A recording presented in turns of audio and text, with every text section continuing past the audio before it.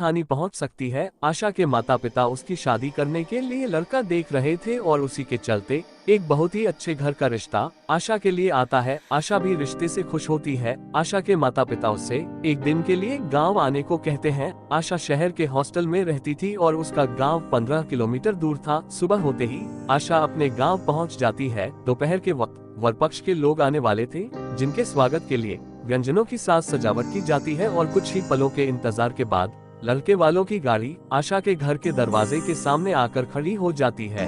लड़का बहुत ही सुंदर दिखाई दे रहा था। आशा उसे देखते ही मोहित हो जाती है और मन में ही उसे अपना पति स्वीकार कर लेती है।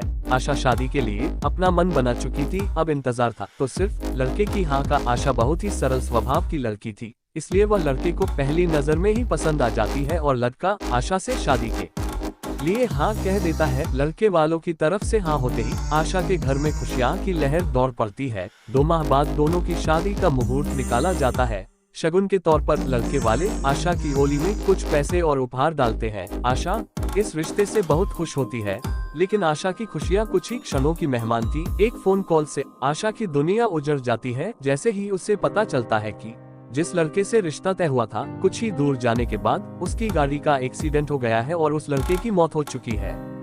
शादी होने के पहले ही आशा का दुल्हा उससे छिन गया था, क्योंकि एक ऐसी अदृश्य शैतानी ताकत है जो नहीं चाहती कि आशा किसी और के रिश्ते में बंधे। आशा के ऊपर भूत की दहशत के बादल मंडराने लगते हैं।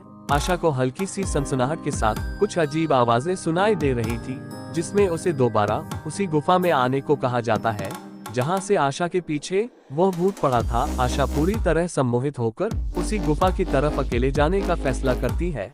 आशा अपने घर से कॉलेज के नाम पर निकल जाती है, लेकिन वह सीधे गुफा की तरफ जा रही बस में बैठ जाती है और 1 घंटे के सफर के बाद वह गुफा के सामने पहुंच जाती है। गुफा के अंदर प्रवेश करते ही आशा को सामने एक भूतिया प्रतिबिंब नजर आता है, जो आशा की तरफ गुलाब का फूल लेकर बढ़ रहा था। आशा अपनी जगह में मोम के पुतले की तरह खड़ी हो जाती है।